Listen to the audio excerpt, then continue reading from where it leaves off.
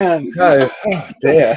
Good For morning, everybody who's just good joining us, afternoon, Alex told and a good day to super all. inappropriate joke. Yeah, Sorry. that one did not make the cut. I'm sorry. Welcome to another edition of the Digital Download.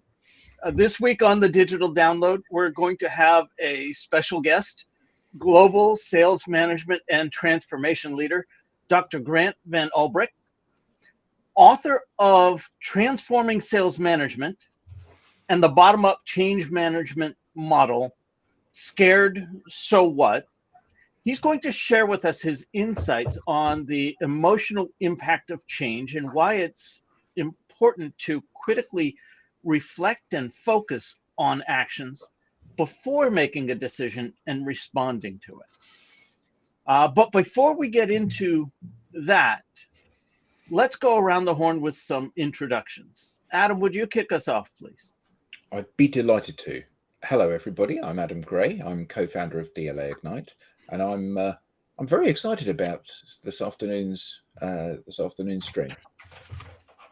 Excellent. Tracy.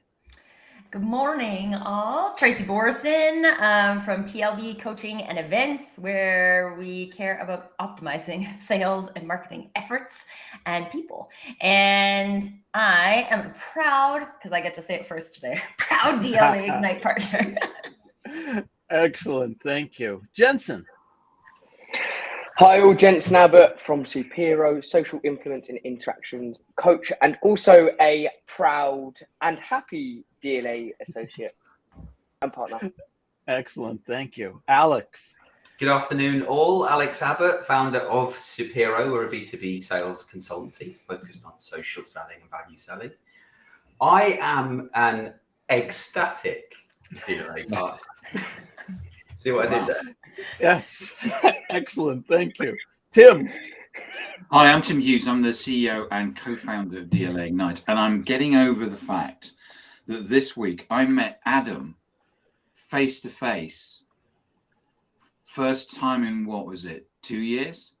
Certainly 18 months. Yeah, 18 months. amazing. Even though we speak every day by video call, and we yesterday we met, we had a hug. And it was the first time we'd seen each other face to face for 18 months or something. I'm getting quite emotional now just thinking about it. And we had a lot of fun as well. We did. It was a fantastic day. Fantastic day. And myself, I'm Rob Durant, founder of Flywheel Results. We help startups scale. And I, too, am an adequate DLA Ignite partner. So today, on the Digital Download, we're going to talk about transforming sales management. We're going to talk about things like what support tools are available when you're confronted with change. How can sales leaders teach their team to embrace change management? And how is change, like a corporate rollout or an organizational restructuring, similar to changing customer expectations or the rejection of sales opportunities? We're going to have Dr. Grant Van Albrick joining us to discuss this. And with that, I will bring him on so he can introduce himself. Grant, welcome. Hi, Grant. Hi, everyone. Wow. This is an amazing day to sit in the backstage and listen to you all. I can tell you that I am significantly cracked up. This is hilarious. What have I been missing? Such an incredible team. And yes, I too am a champion of DLA Ignite and Supero and Flywheel. So there, did I say it correctly? Am I all here? Absolutely. Welcome. Thank you. It's great to be here with you guys. Dr. Grant, would you please give us a brief introduction of yourself? Yeah, wow. Brief introduction. How much time do you have? All the time you want. We have an hour to kill. We've got to kill the whole hour. There you go. Well, I am Dr. Grant, as people would say, which is kind of funny to say. I'm still wrapping around that because actually Tuesday of next week, I actually will be walking at Middlesex University to grab my diploma, even though I have that. So it's still relatively new, but so is the professionalization of the sales field, if you think about it. So I'm the first to graduate with a master's in science in sales transformation within my industry here in the cruise and hospitality sector from Middlesex University, and also then to move on to do a doctorate in sales transformation. I work for Royal Caribbean Cruises. I've been with them for over 15 years, and I lead sales transformation and the international global sales teams in how we should be selling based according to sales science and psychology and the way that our sales customers want to be sold to. On top of that, I'm the founder of Scared So What Limited and Community Interest Company, which provides the app and the book for everybody to utilize. And what we're trying to do is to get this methodology out, which is, thank you so much for sharing it there, Scared So What. It's the new app. It is the world's first app for managing personal change. And how do you learn about what is personal change? And then how do you manage it for yourself in real time? So we put that in the palm of your hand. After we've tested it for over 6 years across the world, thousands of people learning that they can learn how to manage personal change for themselves, especially within the sales arena. But it has quickly expanded to our B2B customers, B2C customers, and they've expanded it to their families. We've had children as young as 14 using the app themselves to learn how to manage change for themselves. So it's a good journey. I come from cruise industry, 15 years sailing on board our ships around the world in different positions and roles. And yeah, so it's great to be here with you all today and try to share this new methodology for sales and for everyone, realistically. Excellent. Welcome. Well, thank you for that. And we will put that QR code up again at the end. That leads people to your app, correct? And that Yes, app is correct. free? That app is free for all individuals to use? Yes, absolutely. If you're in an organization, if you can buy your employees a cup of coffee, well, guess what? It's less than that. So if you can help to contribute on the journey, then we're in a good space. So starting with that app, let's kick it off with that first question. When we talk about change and change management, what support tools are available when you're confronted with change? Or is even that the right question to start with? Is there maybe a better question that we should start when we're thinking about change? Yeah, absolutely. There is a better question, and we need to go back to the roots of what is personal change. This started on my journey in 2018 when I moved over to London from Miami. And my leadership said, Grant, you need to create the first sales manual for our company. We've been operating 80,000 employees for over 50 years, but the true art of selling just doesn't exist. How do we do that? And so I went extensively throughout the company to find out, what do we teach our people? And how do we teach them through key account management, retail sales management, sales enablement, sales support, all these structures? And there wasn't anything. There was thousands of documents on products which made sense for our ships, right? This is our ship, this is the destination, this is the staterooms, all the exciting things on board the ships. But when you get into it, how do you teach people how to sell? That wasn't there. It just didn't exist. So my supervisor knew of this new master's program here in England under the Consalia Sales Business School in Middlesex University. And he said, Grant, I hate to say this, but in your 40s, you're going to have to go back to university. And you're going to have to start over. And would you do that? And I said, yes, I'd be happy to do it. So in the master's program, module 4 is about leading sales transformation. And as a sales leader, we were required to learn all of the global organizational change models and structures meant to be to apply on our people. And that's where I had a problem. So as the only American in the crowd with, and this, mind you, the cohort is with senior vice presidents, vice presidents from all over the world. And here, little Yankee American raises his hand and says, I don't think this is appropriate. And my professor said, what do you mean? And I said, well, people can accept change, right? Do we agree with that? And I think all of you would agree we can accept change. But can people reject change? Yes, we can reject change. Great. So we all agreed on that. But these models that you're expecting me to use within my business practice, they're all prescriptive and say that people will magically accept. Where's the model to help the individual? And they said, well, some of these apply to that. And I said, but again, what happens when they reject change? It was silence. They said, well, that model doesn't really exist. I said, spot on. So what do I do now? You're teaching me, Masters of Science, leading sales transformation. What am I supposed to do for my sales force around the world to help them embrace change? And they said, maybe you need to create the model. So that's what I did. And so in the research, it starts, to your point, it starts out, what is personal change? And you think to yourselves, each one of us, have you ever been taught how to manage personal change for yourself? No? Tim? No. Alex? Tracy? Adam? Rob? No, I Denton? don't think so. Yeah. So in your personal life, whenever you went to your mom, dad, brother, sister, a supervisor, a teacher, or anybody, or maybe even your boss today, it doesn't matter what point in your life, we all experience change. But when you had a change situation and you went to somebody, say I went to you, Tim, this is happening and I don't know what to do. The best you could give me is, oh, you'll be fine, Grant. I was going to say, just get on with it, Grant. Yeah, just get on with it. I hear that a lot over here in the UK. Just get on with it. And I love it. It's brilliant. But my question is, does that make you feel good? Is that any advice? Is that anything to help you manage that change? And the answer is no. Exactly. It's not. Your body and your mind is saying something is wrong. I need help. We need a way to get through this. It doesn't matter if it's a positive change, like you're getting a new job, getting a promotion, buying a house or a car, getting married. Think about that. Guys, the groom standing up there, you're stressed, but it's supposed to be the best day of your life. So it doesn't matter if it's a positive change or a negative change. Your body goes through the same situation. And the best that people can do is offer us a platitude and just say, hey, just get on with it or you'll be okay. But that doesn't help you. So there was no model. And so what I wanted to do was identify what is personal change. And it is any change that happens to you, for you, with you, or about you.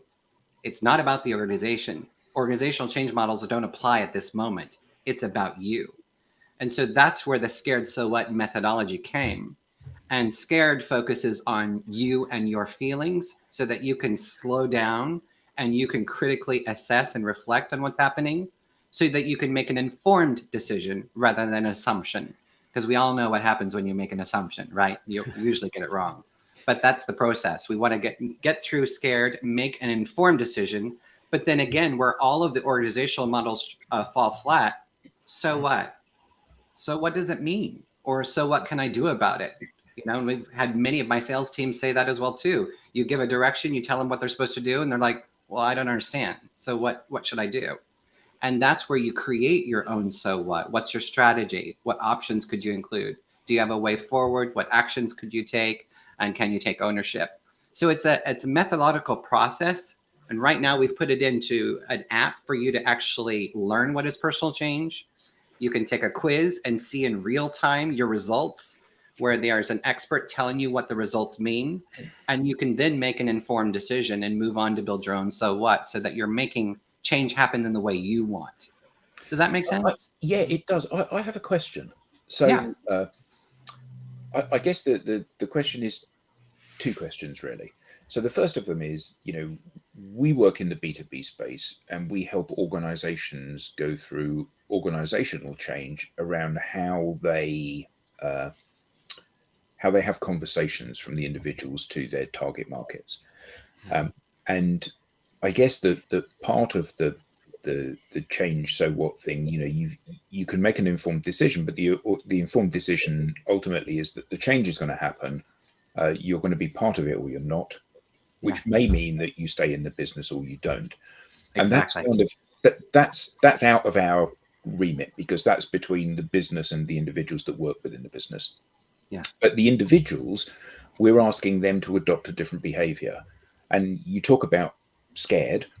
Mm-hmm. We see that with every single person that we train. They are scared because we're asking them to do things that they've not done before. We're asking them to talk about themselves and feelings rather than their job and facts.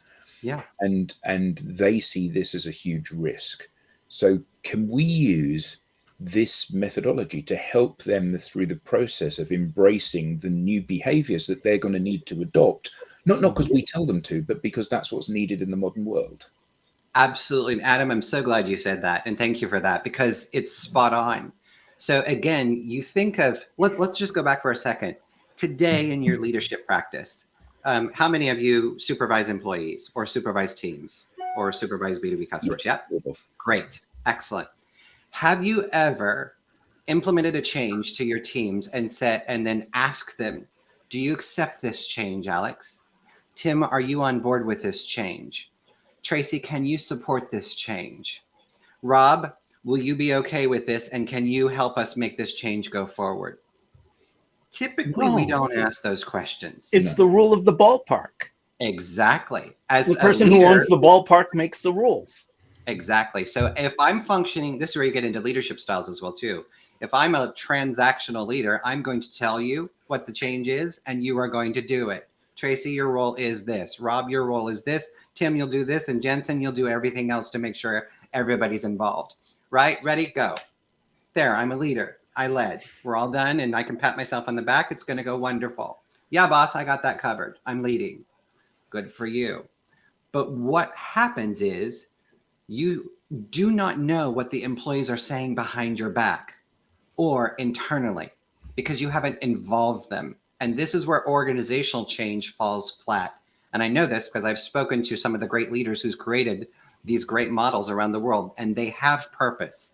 Cotter's model, Connor's models as well too, the Sara curve, all of them have relevancy and purpose.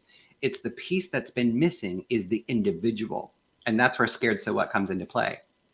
So what you want to do as a leader is say, right, I'm getting ready to implement a change. Here is the change. This is what it is. But before we go there, I want you to be able to process it and think about it yourself. So now as a leader, I can say, are you surprised about the change? Could you champion this, or are you conflicted by it? What actions do you need to support? What information do you need? And what could we do to help you with the change? Are you receptive or are you rejective toward the change? Could you explore any other options? And what decision have you made? It has to be about the individual who's expected to execute the change on our behalf. Does that make sense? I've got another question. Yeah. So when you were speaking then, I had a bit of an aha moment. Yeah. So I was thinking, I'm leading an organization. There are thousands of people in the organization. What I can't afford to do is to ask all of the individuals within the organization, are you on board with this change or you're not on board with this change? They're just going to get on and do it. But of course, they're not going to get on and do it. So although I haven't got the time to ask all of the individuals, if I don't ask all of the individuals, I forge ahead with the change and nothing happens because they don't embrace it. So actually, I do need to thought. So my question was this, and typically one of the big challenges that we run up against when we're working with individuals is this. I lay out for you what the change program looks like and what the expectation is of you in order to be successful in this new world and the behaviors you need to adopt. And I say, so, Dr. Grant, are you up for this? And you say, yes, I am. And it turns out that you're not. Even though you said you are, even though you think maybe that you are, it turns out that you're not up for it because when you get right down to it, it's a lot more difficult than you thought it was going to be. So how do we embrace that? Or is it you as a leader need to change your approach? Because when you go, Dr. Grant, are you up for it? You're my supervisor and you've just put me on the spot. Do I really have an option or an opportunity there? You've just given the direction. You're up for it. I may not see that I have a choice at that moment. Or are you as a leader able to become a transformational leader and change your way to say, right, Grant, I realize I've just thrown a big change at you. You're going to need some time to think about this. I want you to go back and reflect. Maybe you take the scared quiz and you see exactly where you are. And then we come back, and as a transformational leader, I'm going to support you to ensure that you are on board. Now I'm being inclusive. Now I'm giving you the opportunity to think and reflect. And then you come back to me and say, I've thought about this. I didn't just assume and make an assumption or make a knee-jerk reaction. I've actually thought this through. And you know what? I think we can be successful if we do A, B, C, and D. Or I think there's a danger here.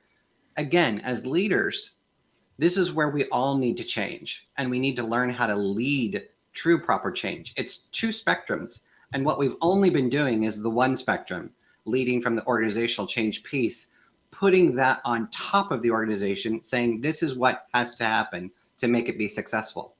And that's through no fault of any of our own. We've never been taught how to manage personal change or that it was relevant. But now that you're awoken to this, and now that you understand that if you want organizational change to be successful, you've got to include the people who are supposed to carry it out. So then what would you do? You employ scared so what here first. Doesn't take much time at all. You could do, if you're a CEO, you could do it in the organization. Right, everybody take the quiz, boom. Now, managers, supervisors, start facilitating the conversations. Do we have everybody on board? Take 2 to 3 days to make sure that we've got it. Great. Who's on board? Who's not? Now we move forward. Now you bring the organizational change model and put that into play, but only when you've included people. Does that make sense? Yeah. Do you so if a company wants to use your methodology, could they brand it as their own then? So Absolutely. Yeah, absolutely. So Okay. we have a Grant, comment here. I want to make sure that we address it. Mark McDermott says, sorry, leaders need to enact due process, not just go reflect on what's already been decided. Any thoughts on that? Yeah, I had my aha moment about exactly that. You know, which is the fact that you can decide what you're going to do. Right, I've decided that we as a team are all walking this way, and I start walking, and you guys all walk in the other direction, and then I wonder why no one's following me. Well, and I would put that on you and say, are you leading transactionally because I've decided to walk this way, or are you leading transformationally and you're bringing your team along the journey? Yeah, it's hard and it's a different process, and I appreciate that comment. It's absolutely true. As CEOs and leaders and senior vice presidents, whatever your role in leading, you're supposed to lead a company or an organization towards a direction. Yes, that's true. But it's also part of your responsibility to develop the team that you're taking on the journey, and to make sure that you're investing in the talent that you've spent so much money and time to bring on board. So therefore, take the minute extra step to include those individuals. You can still have, like, for example, I can say, as I'm running this corporation and running a sales division, we need to be going this direction. That's fantastic. It's how you go that direction. Do you take the first few moments and include the people and their thoughts and feelings so that you can be sure to ensure everybody's on board? Or do you just blindly go forward? That's what we've done in the past. And there's a reason why McKinsey studies, Harvard Business Review studies, Oxford Business Review studies, countless say that 30% of change management in organizations is successful. The other 70% is in somewhere a mix of different outcomes.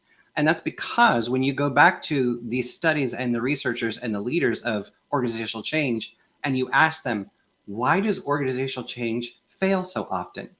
And they will tell you every time, it's because you didn't include the individual. And so we think on that. We can give directions, we can give leaderships and think that we're leading. But to your point, if an employee comes back and says, well, I'm rejecting this change, wouldn't you want to know that as a supervisor or a leader? And wouldn't you want to try to take the opportunity to bring them on board? Maybe it's as simple as they don't understand the message. Maybe it's as simple as they don't see themselves within the change process. And in fostering that conversation and fostering that discussion and getting them the information they need, you could turn them on board. But to your point, Adam, we do not accept every single change that comes to us. And that's okay. What the goal of this is to teach people how to reflect on personal change so that they can make the right decision for them.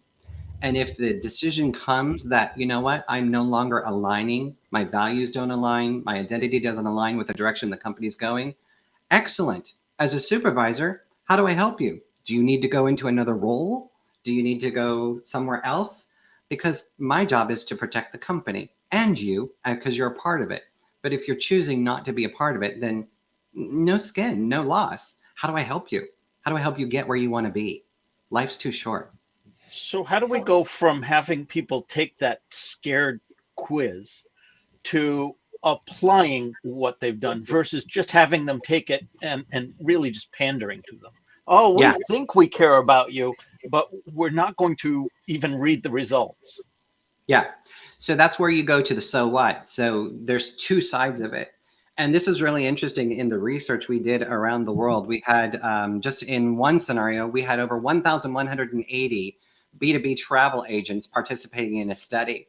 And we asked them, we said, what do you think of the two elements scared, which is your feelings, and so what, which is the actions to hold you accountable and execute the change in the way you want?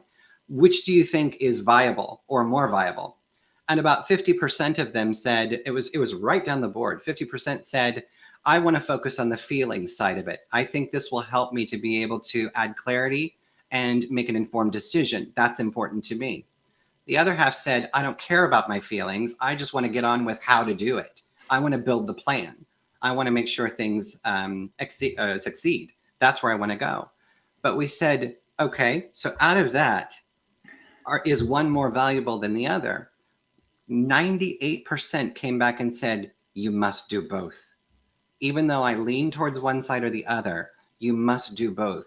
If we're learning about what is personal change and we're starting to include the individual so that the process can work and be more successful, we need to embrace your feelings. And then to your point, how do you enforce it so it's not fluff? You go on to the so what plan. And as a supervisor, show me, what is your so what plan as you've built it out in your app? Okay, this is my strategy. These are my options.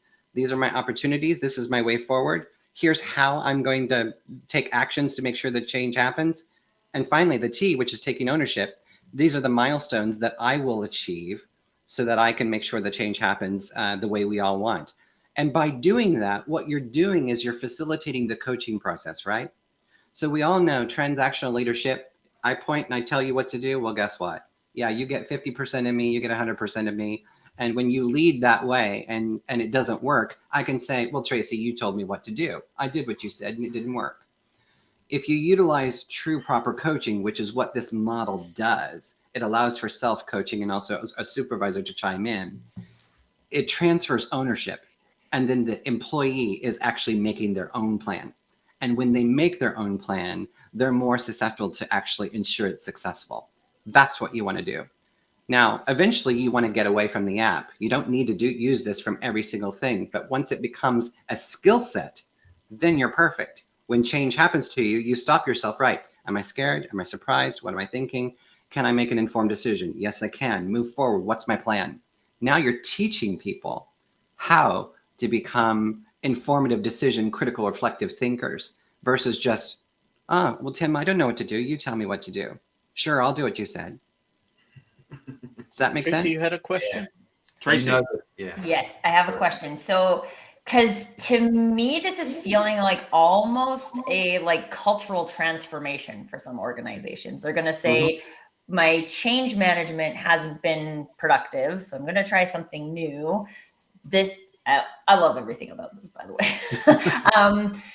But I mean, in my experience, I have not, while I've had like some people I would consider good managers, like this skill set is still so new, both from the leadership perspective and from the receiving employee perspective. So I like to call it corporate trauma on a employee's perspective of like, do I even tell the truth on this survey that now I'm being told to do if my experience of the organization is that it's transactional, right? Like, so how does what are the important things in the feel of how this happens, going back to the emotions versus like, it seems easy to just like get an app, do the things, right? That's a very like, so what piece of it. How do we make sure that the feelings part of it, maybe that the feelings part of it is agreed to before we decide to switch our model? Yeah, well, and you know, it's spot on. When I first created this model in the master's, my master's program was a work-based study. So here at Middlesex, what you do is you go each quarter, you learn, and then you go back into your workplace, and that's your research pit. So you're actively building and learning within your organization, making real-world change. So we built this within Royal Caribbean International pre-pandemic. And then the pandemic happened. And it was so shocking. We were over here in Europe, and our Spanish office, our EMEA teams, we had to close down the Spain office. And as you know, there's a consultation that happens. And so there's a slow process, right, until that happens. Human Resources said, Grant, you've built this model in your master's. Can you now start teaching it to everybody? Because people are literally freaking out. They don't know what to do. And we expect everyone's going to completely check out and leave. So we need them to do their work until we do close down and leave. But there's a feelings part that we've got to manage somehow. We don't know how to do that. So I brought it out, and we started teaching and holding workshops with all of the individuals. And a miraculous thing started to happen. People actually were doing their jobs. So in that situation, hundreds of people were losing their jobs, and we thought they're just going to check out. But once we taught them how to think about their feelings, they then made their own informed decision and came back to us. They started showing up to supervisors, to our VPs, to our directors, to HR going, here's my so what plan. I need this from you. I need to move forward. I need this to make sure that I'm okay. And now I'm going to go back and do my job. It was shocking how simple it was to give the people that forward. And then to your question, how do you provide the space for people to be real?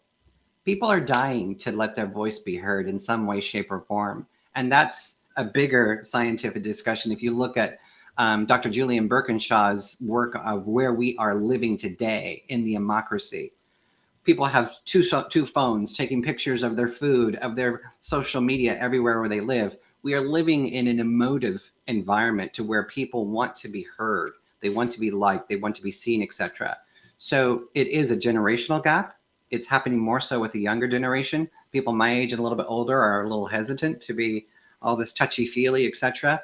But we're smart enough to recognize that we have to hit people at where they are today.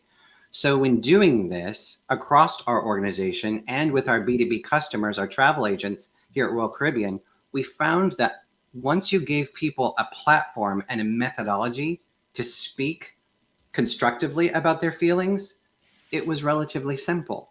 And then you knew the process as supervisors and leaders to say, right, they're following the model. So they're not going away, assuming, making ill-gotten decisions. They're actually clearly reflecting right in front of me. This is brilliant. I can lead with this because now I can lead with real facts and real information versus, to your point, Adam, Grant, go do it. You're not on board. Ooh, surprise. I know you're on board right here with me. Yeah. Sorry, can I just ask one more follow-up question before Alex? But do you think that was successful for Royal Caribbean? Because Royal Caribbean from the start was like the problem we need to solve is that we need to get the emotions out of the employees and deal with that. Because I think a lot of times when it comes to apps and things like that, people are like, okay, this is an easy way to fix a problem. But if you don't have that, we're using this because we want to learn the emotions of the employees related to this change.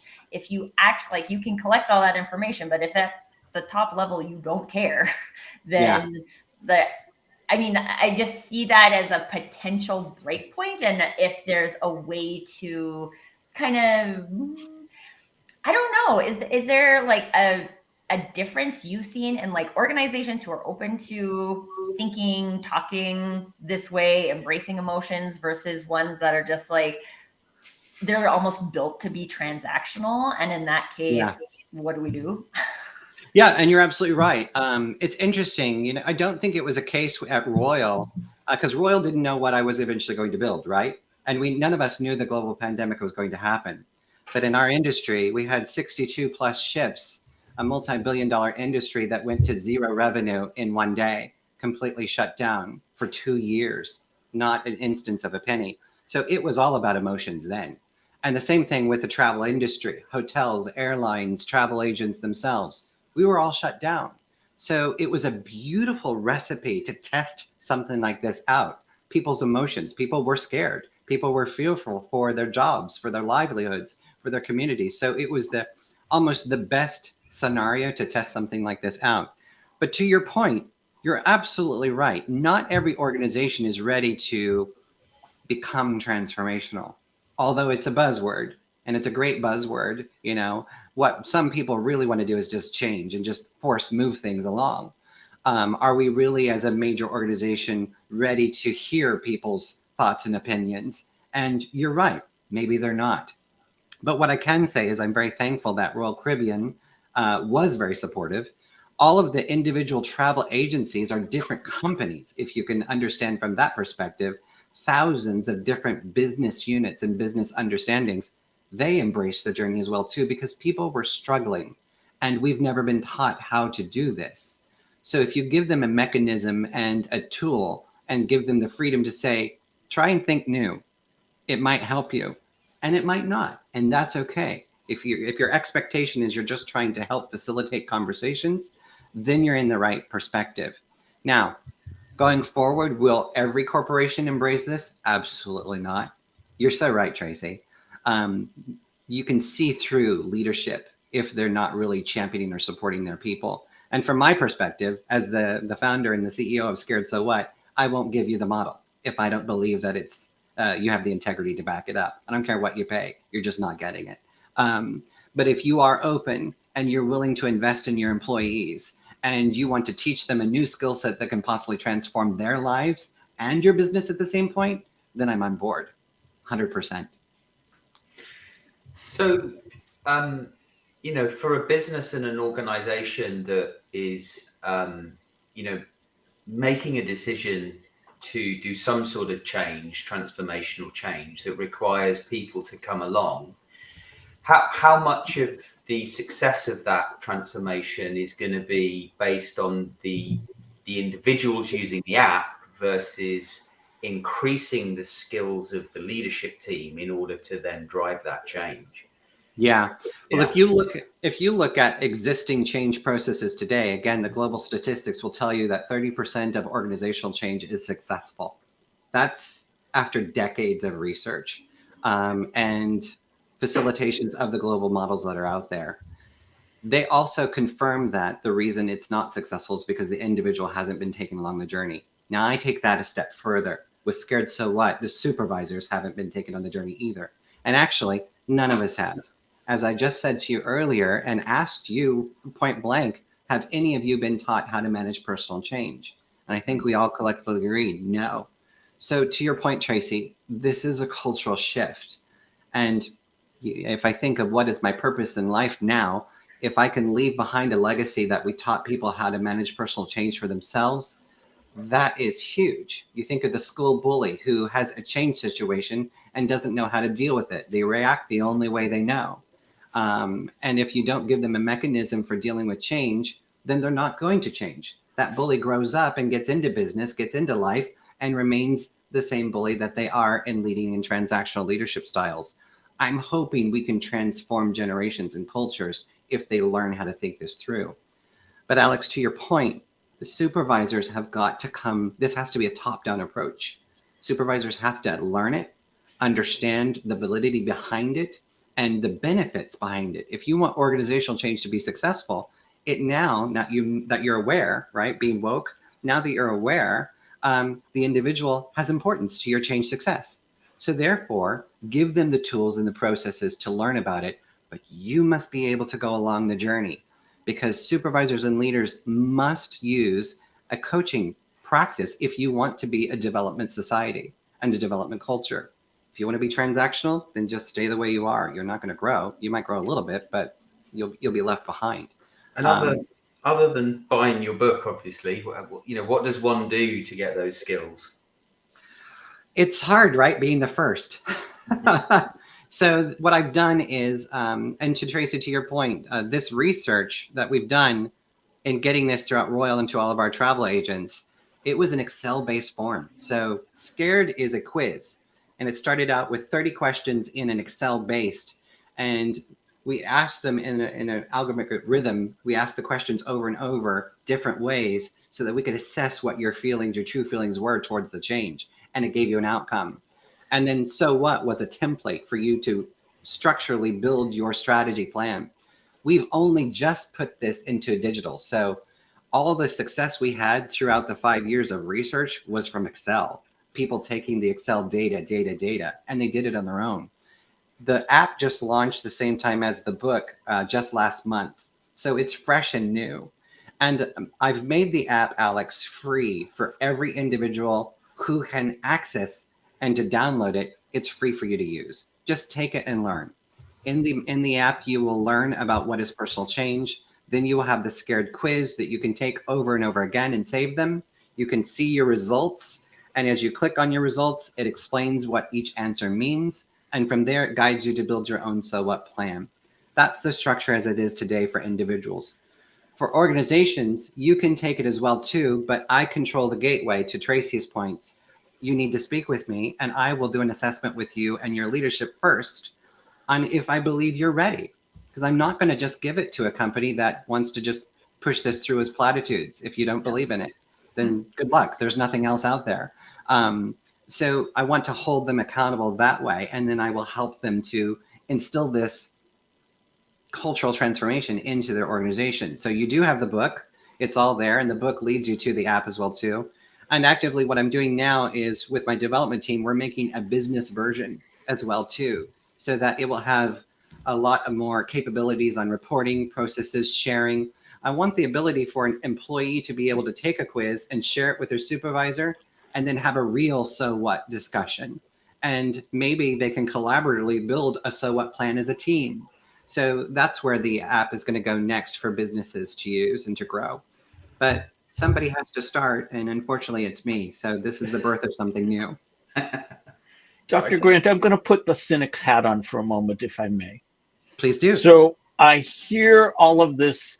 Let's listen to our employees' feelings. It feels very woo-woo. At the end of the scared quiz, do we stand around and sing Kumbaya? Yeah. But the empirical part, where you're telling me more than 2 out of 3 change management programs fail. Now you've got my attention.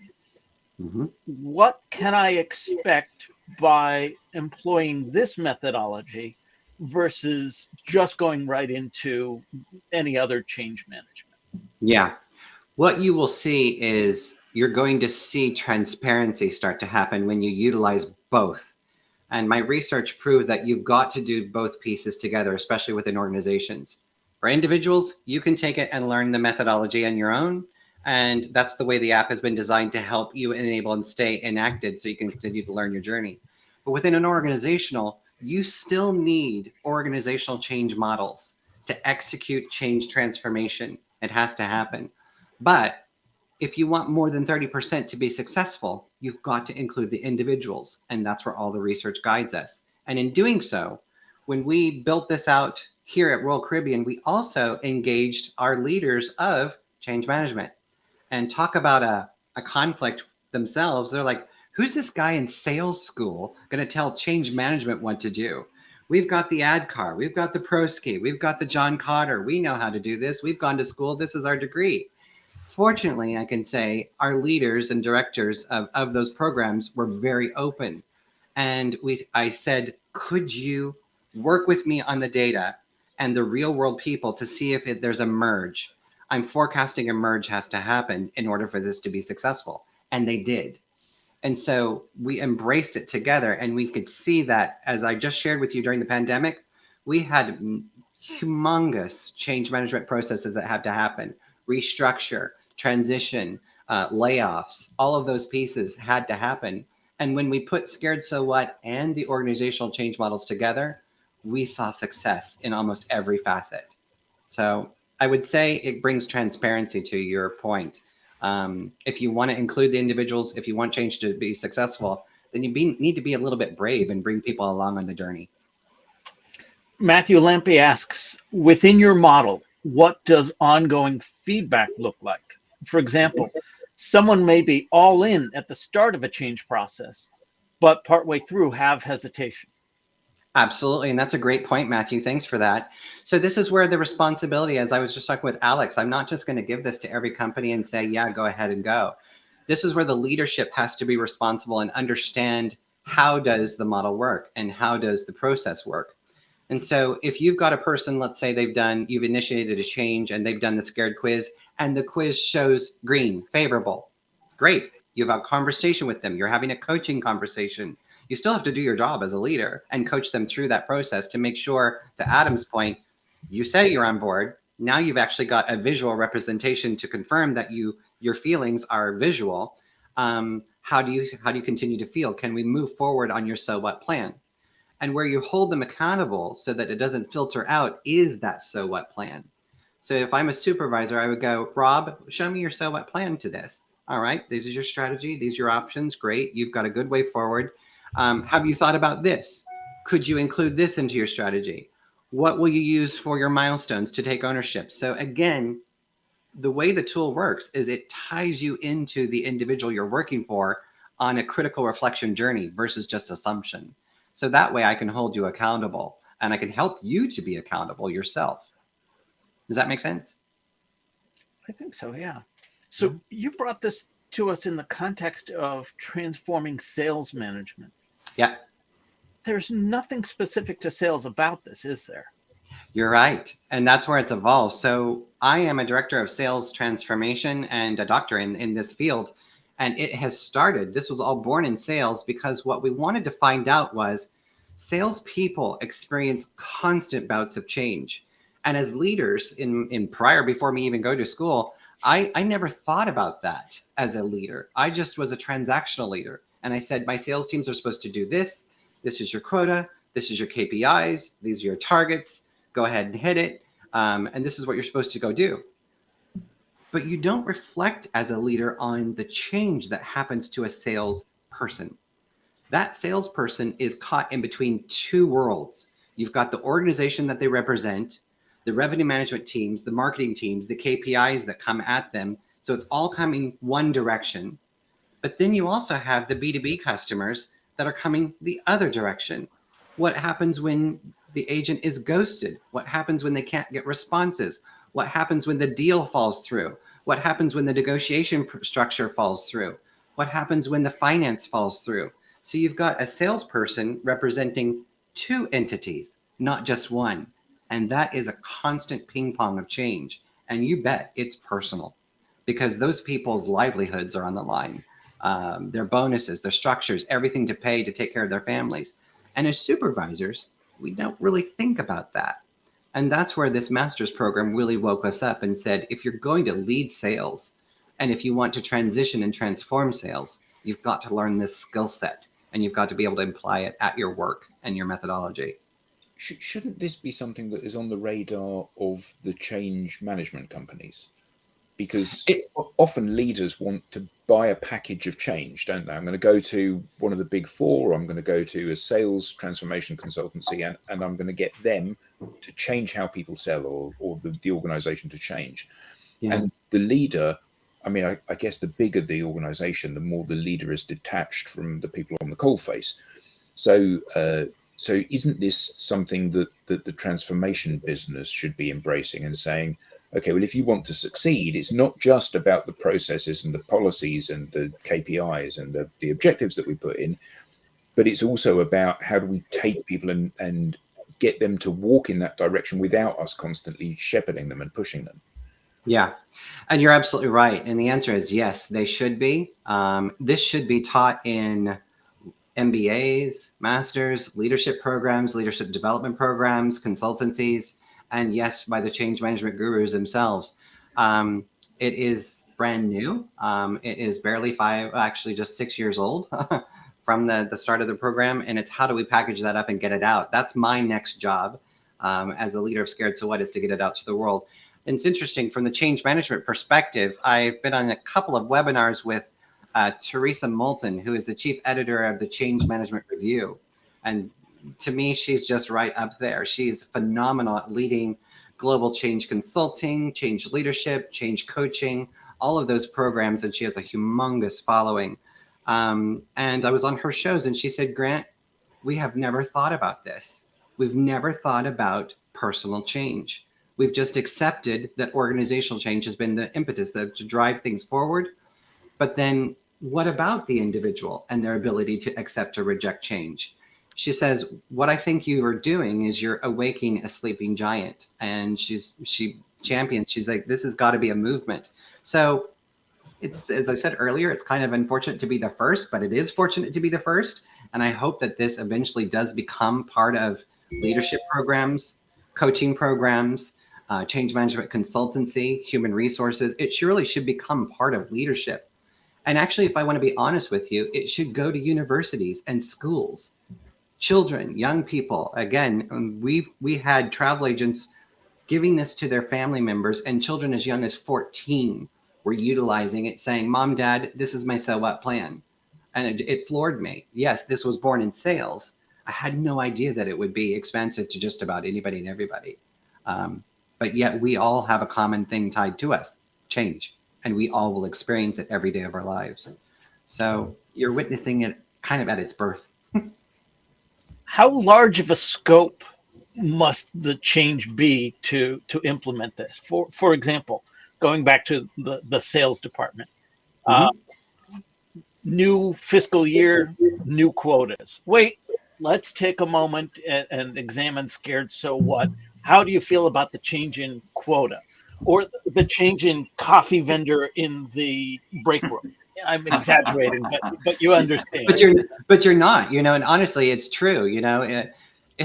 Change is personal and it's relevant to each individual.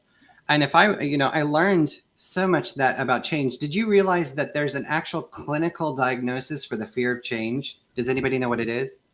Ever heard of it? Metathesiophobia. No. So it's real. What was it again, Grant? Sorry. Metathesiophobia. Right. So it's a clinical diagnosis of people who have a compulsive fear of change, any change. And it was shocking to learn that in each and every one of us, we have, you will hear people say, oh, why do people reject change so much? And it's not about that they reject it. They don't know how to think about it. And we haven't taught them how to think about it. And if we actually could give this methodology and people learned it as a skill set, what kind of generation would we be then?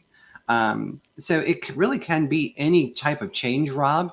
It could be as simple as, oh my gosh, I'm getting a new house. What am I going to do? All right, breathe. I can panic about it. Or it could be as something as in my sales job, as we rightfully see, my client's ghosting me. What am I supposed to do? All right. Are you surprised? Well, what do you mean, am I surprised? Are you surprised by what's happening? Well, yeah, they're ghosting me. Okay. Are you conflicted about that? Yeah, I don't like that. All right. So what actions? What are you going to do? Ah, okay. So my client's ghosting me. What could I do? All right. Well, maybe I could ask their supervisor or ask a friend to find out what's going on. Right. Now actions are happening. Now you're slowing down. That's what scared does. Instead of, what do I do? It allows you to pause and think. It could be for the, it's funny you mentioned the coffee vendor. What if it's the person in procurement who's saying, oh my God, they just raised the price on coffee. What am I going to do? That becomes a personal change for that person. That's pretty critical if they're going to keep their jobs going. But it really, in all candor, it's up to the individual and what's important to them. You reminded me of an old mantra I was once taught. Where I am is where I am. Yeah. But where I want to go is up to me. That's true. And if I'm hearing you correctly, you're suggesting that we recognize something is going to be different. We pause and we intentionally act on that going forward. Yeah. And yours is a prescriptive methodology to help us model through that. Is that correct? Correct. Prescriptive, it's not meant to be prescriptive. Something I learned from Dr. Elizabeth Kubler-Ross. I don't know if you know her. She's unfortunately no longer with us in the world, but she is the first and foremost creator of the change curve, which is on death and dying. She's very, very famous for her research to helping people understand about that process of what they're going through. Her work has been constantly accredited to the SARA curve or the SARA model, which is shock, anger, resistance, acceptance. That is commonly found in business, and even it was taught in the university. I actually interviewed her son, who is the president and founder of her foundation, and he said, you know what, Grant? That's not what my mom wrote, and that's not what my mom meant in her model. Somewhere in business, people have adapted that.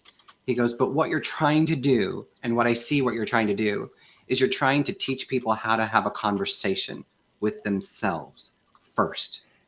It's not linear. Our minds are not linear. We're scattered in the way we think. We go back and forth. We go up with positive energy, down with negative energy. We're all over the place. That's what Scared is designed to do, is to give you a framework. You bounce around within it. But if you do, hopefully you will come out with an informed decision versus an assumptive one. Does that make sense? Absolutely. Yeah. There you go. I know we have just about 5 minutes left. So, Dr. Grant, I'm going to do two things. I'm going to first put the QR code for the app. Anyone that's interested in the app can download that. And second, I'm going to ask you to, yes, thank you, Tim. Shameless plug, Tim. Thank you. Woohoo! Second, I'm going to ask you to help us wrap up the thoughts here. What would you like people that have been viewing to walk away with, to think about, and also how can they get in touch with you? Absolutely. And thank you all. Thanks to each and every one of you for allowing us to have the voice to be here today to share this. I really truly think that we're on a movement to help the world transform their thinking. And as this was born in sales, and I realize that probably the most of our customers and listeners here are from sales, I implore you to learn this methodology. If you can learn to embrace true transformation for people, and you want to change your business practice, then you need to include the individuals along the journey. And as Tracy rightfully said, this can't be fake. And people will know instantly if you don't support this. This is not a process you want to be playing with to see if you can add something to your teams. You have to want to change your practice and develop your team members along the way. So this applies to anybody and everybody. The app is free for individuals for use. If you want it within your organization, reach out to me, let me know.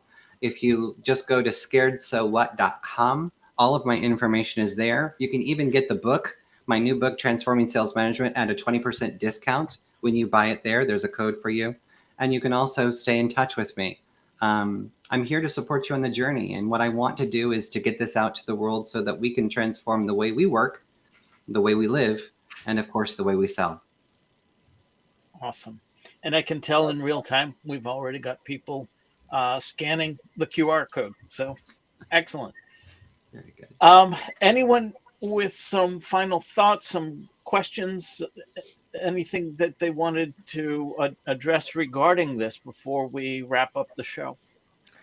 There was something that just came up for me more in terms of an example so when I came back from maternity leave, pretty much everything with my department was different.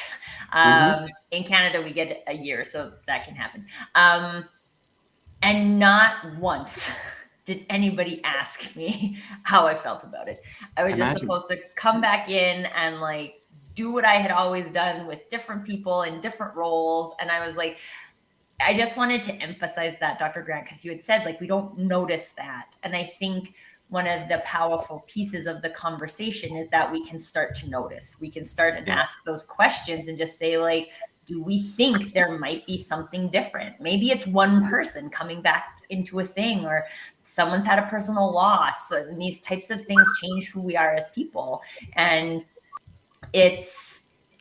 I just think it's a really good self-awareness practice as well from a leadership perspective to just start asking those questions. And a great place to start is asking yourself. What would that feel like for you? Yeah, I so agree with you, because you know what? If your feelings are important, well, guess what? Your employees' feelings are important as well, too. And if somebody's been gone for a year, I hope you would walk through and actually make an appointment or make an attempt to say hi to them and see what they need. But you're so right. Gone are the days of the old machismo thoughts that, we can't talk about feelings. That's not where we live today. Again, living in a democracy, it's all about emotions. People want to be heard. They want to be seen. They want to talk. And the sooner we and leaders as business embrace that, the better our companies are going to be. On that note, thank you all for those that wanted to be seen, wanted to be heard. Thank you to the guests, to the audience for contributing. Dr. Grant, thank you so much for your contribution today. An awesome discussion. If you enjoyed the day, if you have something to say, if you want to be a part of the digital download, we are always looking for new guests with brilliant perspectives like Dr. Grant. We have a QR code on screen here where you can find the Be Our Guest form on our website. Thank you again, Dr. Grant. We've again run out of time, so we've been cut off, but I wanted to thank all of the panelists, again, the audience, and most especially you, Dr. Grant. It's been an amazing edition of the Digital Download. Thank you so much. Thank Team you.